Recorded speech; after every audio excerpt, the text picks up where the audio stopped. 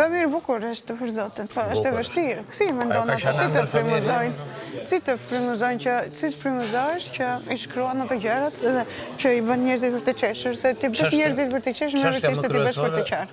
Është shumë e vështirë është. I know this. Çështja më kryesore është të kesh një karakter blind, që i flet kujdo.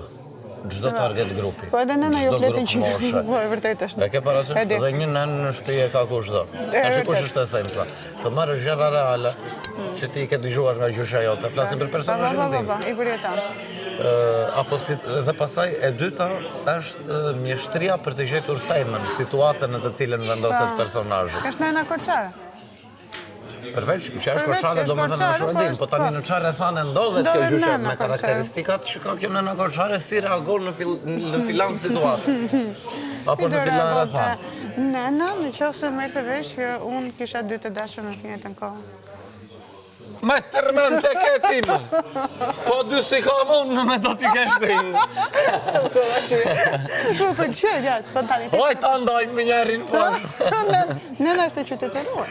E ke modernizuar shumë, Po, nëna shumë filloj, erdi nga fshati, tash i bën këngë, ka të dashur, del me shoqe, bëjnë ekskursione. Nëna dëgjoni, nëna të jeni të gjitha si me minja.